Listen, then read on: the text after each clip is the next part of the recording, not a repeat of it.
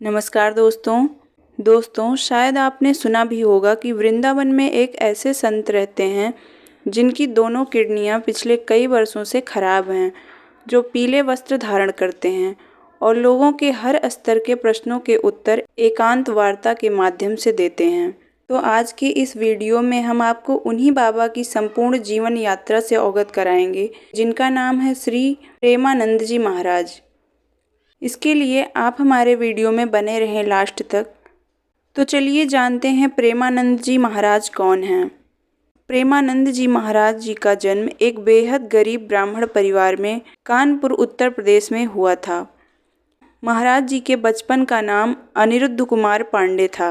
उनके पिताजी का नाम श्री शंभू पांडे एवं माता जी का नाम श्रीमती रामा देवी था। प्रेमानंद जी महाराज जी के घर में हमेशा से आध्यात्मिक माहौल रहा। उनके घर में हमेशा संतों व महात्माओं का आगमन होता था, जिनके मुख से संकीर्तन व सत्संग सुनते सुनते बाबा के हृदय में बचपन में ही आध्यात्म का बीज अंकुरित हो गया था। कक्षा 5वीं तक आते आते पीले बाबा को सभी प्रकार के चालीसा कंठस्थ हो गए थे। वे नित्य प्रति मंदिर जाते और कम से कम 10 से 15 प्रकार के चालीसाओं का पाठ करते और तिलक लगाकर स्कूल पढ़ने जाते। बचपन में सत्संग श्रवण करने के दौरान प्रेमानंद जी महाराज अक्सर मन में सोचते कि ये घर के सभी सदस्य एक न एक दिन मर जाएंगे, तो फिर मेरा इस दुनिया में कौन है? मैं किसके पास रहूँगा? मुझे किसका सहारा रहेगा? ऐसे सवाल महाराज जी के दिमाग में बार बार घूमते रहते थे। चूँकि महाराज जी के दादाजी भी संत हुए, फिर उनके पिताजी भी संत हुए और स्वयं महाराज जी भी संत रूप धारण करके समाज को जगाने का कार्य कर रहे हैं। शायद अपने पूर्वजों के ही आशीर्वाद से बाबा जी के मन में यह प्रेरणा हुई कि मेरे तो सिर्फ भगवान हैं, इनके अलावा और कोई नहीं। इसलिए घर परिवार छोड़कर भगवान के पास जाना ही उन्हें एकमात्र उपाय समझ में आया। जब महाराज जी कक्षा 9वीं में पास हुए, तब तक उनका मन पूर्ण रूप से यह निश्चय कर चुका था कि उनका इस संसार में सिवाय ईश्वर के और कोई नहीं है। इसलिए उन्होंने घर छोड़ने का पूरी तरह से मन बना लिया। प्रेमानंद जी महाराज अपनी माता से अधिक स्नेह करते थे, इसलिए उन्होंने अपने मन की यह बात सबसे पहले अपनी माँ को बताई। उन्होंने अपनी माँ से कहा, अम्मा, हमारा मन कहता है कि घर से भागकर भगवान की प्राप्ति करें। महाराज जी की माँ बोली, भागकर थोड़ी ही भगवान मिलते हैं, भगवान को प्राप्त करना है तो बैठकर भजन करो। महाराज जी बोले कि नहीं, हमारा मन है कि बाबा जी बन जाएं। ये बात सिर्फ आपको बता रहे हैं। लेकिन माँ को लगा कि अभी छोटा है, किसी संत का सत्संग सुन लिया होगा तो मन में ऐसा विचार आया होगा, इसलिए ऐसी बात कर रहा है। ऐसा सोचकर वह अपने घर के कामों में व्यस्त हो गईं। प्रेमानंद जी महाराज बताते हैं कि अगले दिन सुबह 3 बजे मेरे मन में ऐसी व्याकुलता उठी कि अब बस भगवान के चरणों में ही प्राण न्यौछावर करना है। और मात्र 13 वर्ष की उम्र में प्रेमानंद जी महाराज ने घर छोड़ दिया और निकल गए अनंत यात्रा पर। प्रेमानंद महाराज जी ने जब संन्यास में प्रवेश किया, तब शुरुआत में उनकी तपोस्थली वाराणसी थी।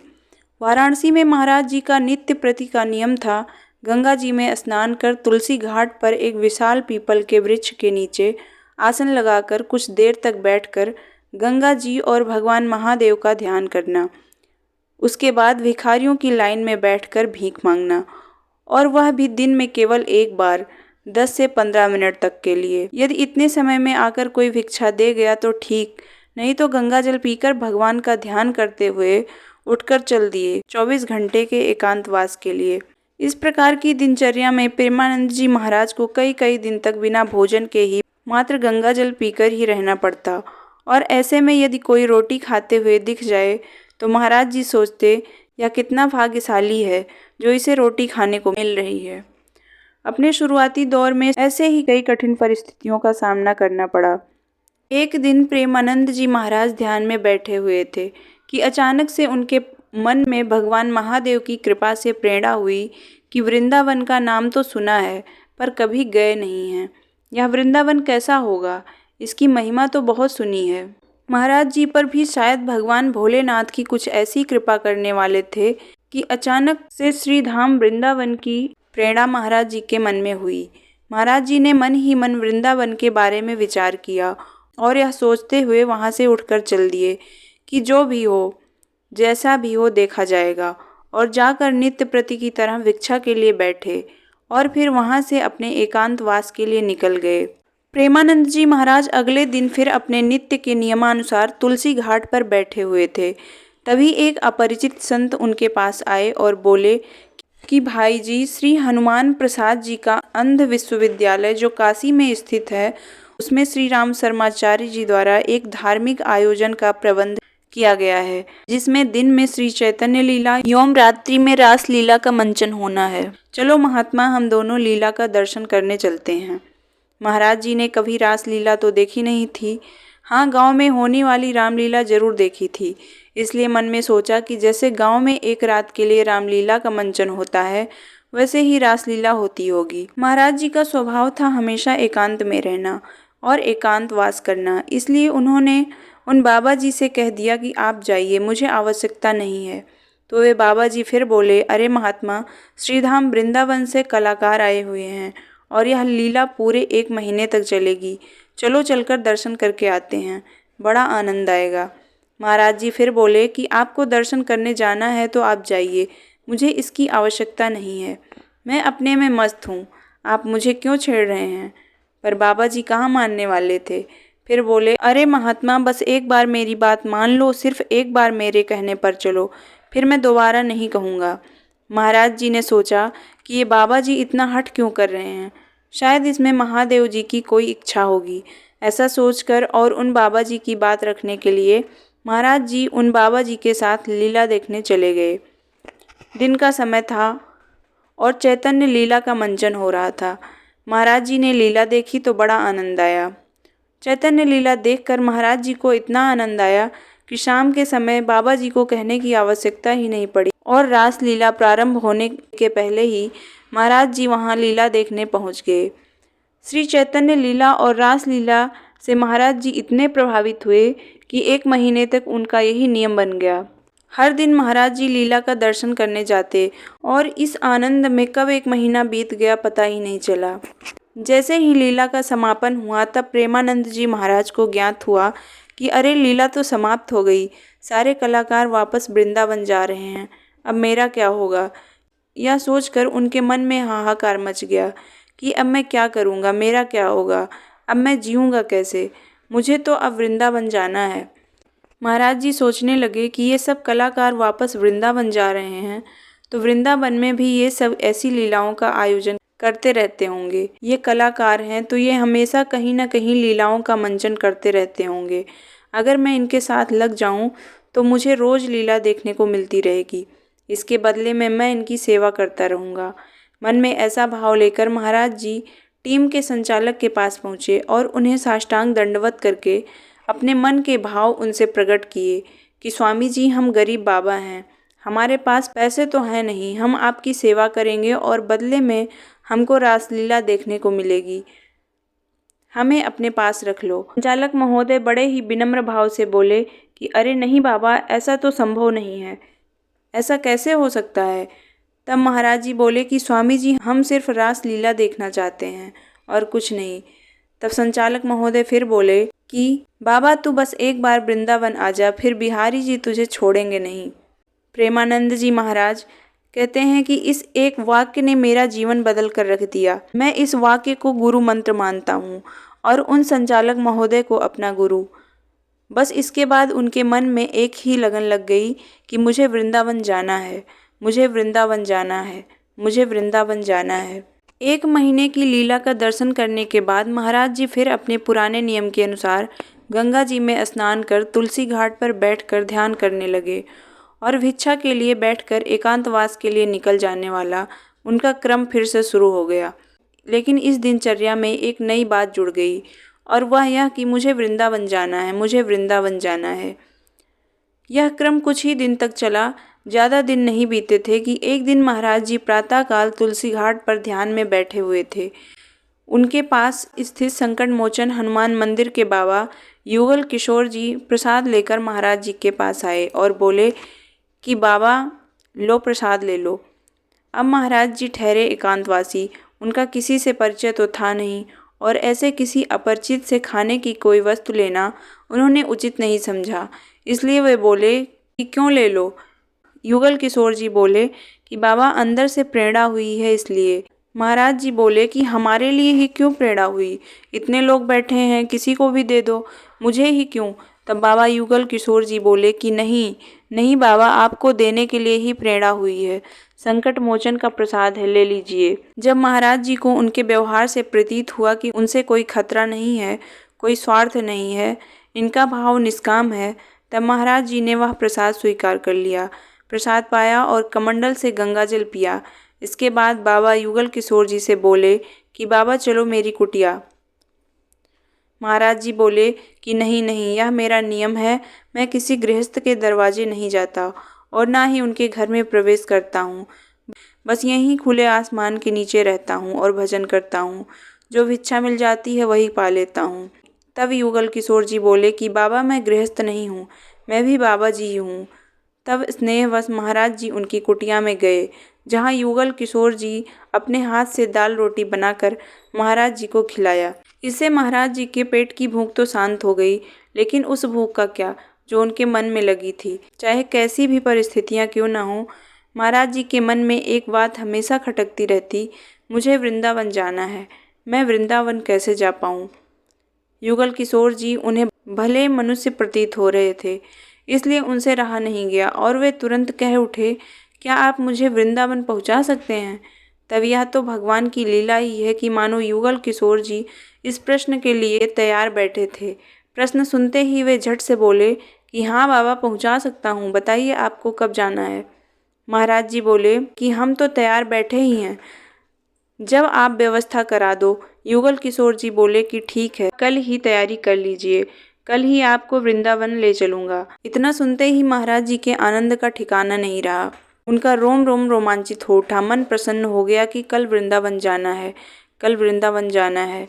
उस समय कोई डायरेक्ट ट्रेन बनारस से मथुरा के लिए नहीं थी, तो महाराज जी युगल किशोर जी के साथ चित्रकूट आ गए, जहाँ दोनों लोग 3-4 दिन रहे और फिर चित्रकूट से युगल किशोर जी ने मथुरा जाने वाली रेलगाड़ी में महाराज जी को बैठा दिया। रेलगाड़ी में मथुरा की यात्रा के दौरान 2 लोगों से महाराज जी का परिचय हुआ, जो महाराज जी के विचारों से बहुत प्रभावित हुए और उन्हें कुछ रुपए देने लगे।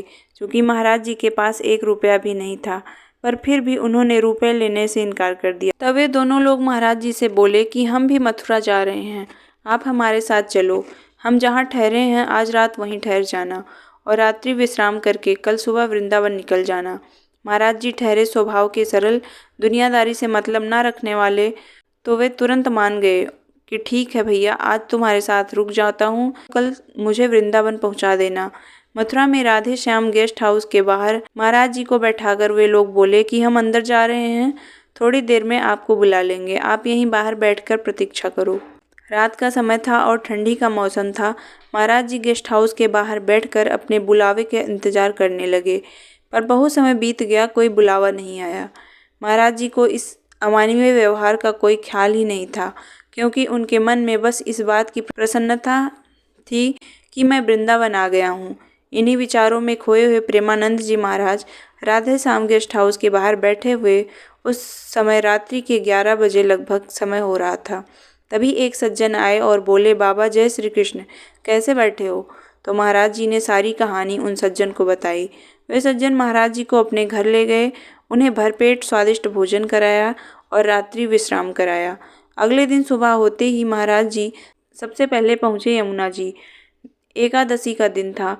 यमुना जी में स्नान करके सीधे पहुंच गए भगवान श्री द्वारिकाधीश के दर्शन करने। दर्शन करके उन्हें ऐसे प्रतीत हुआ मानो अब तक के जीवन का सार मिल गया हो।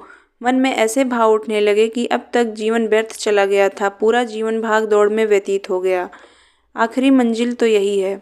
उन्हें इस बात का जरा भी ख्याल नहीं कि वे कहाँ खड़े हैं, क्या कर रहे हैं, उन्हें कौन कौन देख रहा है, बस रोए जा रहे हैं। प्रेमानंद जी महाराज का ये स्वरूप देखकर मंदिर में आए अन्य दर्शनार्थी आश्चर्यचकित हो गए। यह दृश्य देखकर ऐसा लग रहा था मानो आज भगवान स्वयं अपने भक्त को दुलारने को प्रकट हो गए हों। पूरा मंदिर प्रांगण वात्सल्य से भर गया। एक अलग ही वातावरण मंदिर में बन गया। लोग आपस में चर्चा करने लगे कि अरे इन बाबा जी को देखो, कैसे भगवान की याद में रो रहे हैं और देखते ही देखते कुछ ही क्षण में महाराज जी के चारों तरफ भीड़ इकट्ठा हो गई। कोई उन्हें फूल माला पहनाता रहा, कोई उनके चरणों में गिरता रहा, कोई मिठाई के डिब्बे उनके समक्ष रखता रहा, तो कोई रुपए चढ़ाकर उनसे आशीर्वाद मांग रहा था। जब इन सब गतिविधियों की ओर महाराज जी का ध्यान गया, तब उन्होंने अंदर से अपने आप को संभाला। तभी एक दर्शनार्थी बोला कि बाबा, मैं आपकी सेवा करना चाहता हूँ, आप आदेश करें। महाराज जी के मन में तो बस एक ही इच्छा थी कि मुझे वृंदावन जाना है, तो उन्होंने अपने आप को संभालते हुए कहा, मुझे वृंदावन पहुँचा दो। वह भक्त बोला कि वृंदावन में कहाँ जाना है? महाराज जी तो वृंदावन आज पहली बार जा रहे थे, उन्हें तो कुछ पता नहीं कहाँ जाना है, किसके पास जाना है, कहाँ रुकना है, क्या करना है। बस उन्होंने किसी सत्संग में किसी संत से सुन रखा था कि वृंदावन में एक स्थान है जिनका नाम है रमण रेती। तो अनायास ही उनके मुख से निकला कि वृंदावन में मुझे रमण रेती जाना है। उस भक्त ने साधन की व्यवस्था करके महाराज जी को मथुरा से विदा किया। उस गाड़ी वाले ने महाराज जी को रमण रेती तिराहा में उतार दिया। प्रेमानंद जी महाराज इसे अपना सौभाग्य मानते हैं कि मेरा वृंदावन में प्रवेश हुआ तो एकादशी के दिन। अब एकादशी का दिन था। रमण रेती में बहुत से भक्त परिक्रमा कर रहे थे, लेकिन प्रेमानंद जी महाराज जी के लिए तो सब कुछ नया था। रमण रेती में कुछ देर घूमने के बाद महाराज जी की भेंट होती है संत श्री श्याम सखा जी से। उनसे महाराज जी ने निवेदन किया कि मैं बनारस से आया हूँ, बिहारी के दर्शन करना चाहता हूँ। यदि 3-4 दिन रहने की व्यवस्था हो जाती तो बड़ी कृपा होगी। संत श्री श्याम सखा जी बड़े स्नेहपूर्वक महाराज जी को संत श्री जगदानंद जी के आश्रम में ले आए, जहाँ महाराज जी ने अपनी पूरी यात्रा के बारे में बताया।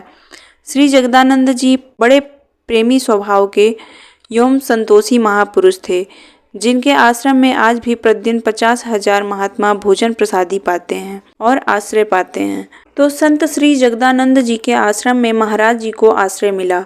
महाराज जी ने वृंदावनवास एवं ब्रजमंडल दर्शन का खूब आनंद लिया। जगदानंद जी और महाराज जी दोनों आपस में बड़ा स्नेही संबंध हो गया। परंतु प्रेमानंद जी महाराज एकांतवासी थे। एकांत में वास करना उनका सहज स्वभाव था। इसलिए यहाँ आश्रम की व्यवस्थाएं, भीड़ भाड़, भक्तों का आना जाना आदि क्रियाकलापों से उन्हें ऐसा आभास हुआ कि उनका एकांत प्रभावित हो रहा है। इसलिए महाराज जी पुनः बनारस वापस लौट गए। पर मथुरा से बनारस की जो यात्रा थी, इस यात्रा के दौरान उन्हें एक अजब सी बेचैनी महसूस हुई। उन्हें लगा कि शायद यात्रा की थकान के कारण यह बेचैनी हो रही होगी। कुछ दिन बाद बनारस में रहे। अपने वही पुराने नियमानुसार गंगा स्नान, तुलसी घाट, भिक्षा और एकांतवास, पर यह बेचैनी समाप्त नहीं हो रही थी, क्योंकि यह बेचैनी तो श्रीधाम वृंदावन के छूट जाने से पैदा हुई थी। तो वह खत्म कैसे होती जब तक वृंदावन का बास न मिल जाए। खैर, महाराज जी इस बात को जल्दी ही समझ गए और बिना देर किए फिर वृंदावन में वहीं रमण रेती के आश्रम में आ गए। तब कहीं जाकर वह बेचैनी समाप्त हुई। महाराज प्रेमानंद जी वृंदावन आए तो पूरी तरह से अपरिचित थे। उनका नित्य प्रति का नियम था वृंदावन की परिक्रमा करना, बाके बिहारी के दर्शन करना। महाराज जी एक दिन परिक्रमा कर रहे थे, जहाँ एक सखी एक पद का गायन कर रही थी, जिसकी तरफ अनायास ही महाराज जी का ध्यान चला गया और वे बड़ी आतुरता के साथ उस सखी के भावों को श्रवण करने लगे। पद गायन पूर्ण होने के बाद महाराज जी ने उस सखी से निवेदन किया कि मुझे इसका मतलब बताइए। तब सखी बोली, अगर आप इस पद का भाव समझना चाहते हैं तो इसके लिए आपको श्री राधा वल्लभ संप्रदाय से जुड़ना चाहिए। इसके बाद प्रेमानंद जी महाराज सीधे पहुंच गए पूज्य श्री हित मोहित मराल जी गोस्वामी, जो प्रेमानंद जी के गुरु जी हैं, उनकी शरण में, जिन्होंने महाराज जी को बड़े स्नेहपूर्वक शरणागत मंत्र के साथ श्री राधा वल्लभ संप्रदाय में दीक्षा दी। कुछ समय पश्चात पूज्य श्री गोस्वामी जी के मार्गदर्शन में ही महाराज जी को अपने वर्तमान गुरु पूज्य श्री हित गोविंद शरण जी महाराज का सानिध्य प्राप्त हुआ। ऐसे दिव्य संतों के आशीर्वाद, स्नेह व अनुग्रह के कारण एवं वृंदावन धाम की अपार महिमा के कारण महाराज जी जल्द ही बिहारिणी जी के चरणों में अटूट श्रद्धा विकसित करते हुए सखी भाव में लीन रहने लगे। चलिए अब हम बात करते हैं प्रेमानंद जी महाराज जी की किडनी के बारे में। शायद आपको यह जानकारी होगी कि महाराज जी की दोनों किडनियां 10-15 वर्षों से काम नहीं कर रही हैं, पर आज हम आपको पूरा सच बताने जा रहे हैं, जिसे जानकर आप वाकई हैरान हो जाएंगे। महाराज जी को पॉलिस्टिक किडनी रोग है, जिसे संक्षिप्त में पीकेडी कहा जाता है। यह बीमारी माता पिता से संतान में जीन्स के जरिए आती है। इस बीमारी में किडनी के ऊपर गांठें बन जाती हैं, जो छोटे आकार से लेकर बड़े आकार तक हो सकती हैं और इनकी संख्या लाखों में हो सकती है। अगर इनका सही समय पर उपचार न किया जाए तो इसे किडनी का आकार सामान्य से बड़ा होने लगता है, जिससे किडनी खराब हो सकती है और कभी कभी किडनी फटने का भी खतरा रहता है। यह रोग भले ही संतान को उसके माता पिता के जीन्स द्वारा मिलता है, लेकिन इसके लक्षण 30 से 35 वर्ष की उम्र के बाद ही दिखाई देते हैं। प्रेमानंद महाराज जी बताते हैं कि जब मेरी आयु 35 वर्ष के लगभग हुई तो उस समय तक मेरे पेट में बहुत ज़्यादा पीड़ा बढ़ गई थी, जिस कारण मैं रामकृष्ण मिशन में जांच कराने गया तो डॉक्टर मुझसे बोले कि बाबा, मरीज की बीमारी के बारे में हम उसके परिवार वालों को बताते हैं, मरीज को कभी नहीं बताते। पर बाबा, तुम अकेले आए हो, तुम्हारे परिवार में कोई नहीं है, बाबा जी हो, भजन करते हो, इसलिए हम तुम्हें ही बता देते हैं। तुम्हारी दोनों किडनियाँ आधे से ज़्यादा खराब हो चुकी हैं और कुछ ही सालों में पूरी तरह से खराब हो जाएंगी। तुम्हारे पास 2 से 3 साल का समय है और ज़्यादा से ज़्यादा 4 से 5 साल, इससे अधिक नहीं। अब कुछ नहीं हो सकता। तब मैंने सोचा शायद यही भगवान की मर्जी हो, मुझे इसमें क्या। मैंने जाने की तैयारी कर ली। जितना समय है मस्ती से भजन करेंगे, फिर जो होगा देखा जाएगा। लेकिन भगवान की कृपा से उनकी दोनों किडनियाँ खराब होते हुए भी वो पूरी तरह से स्वस्थ हैं और अपने भक्ति भाव में लगे हुए जगत का कल्याण कर रहे हैं। दोस्तों, ये वीडियो कैसी लगी हमें कमेंट बॉक्स में ज़रूर बताएं। लास्ट तक पूरा वीडियो देखने के लिए धन्यवाद।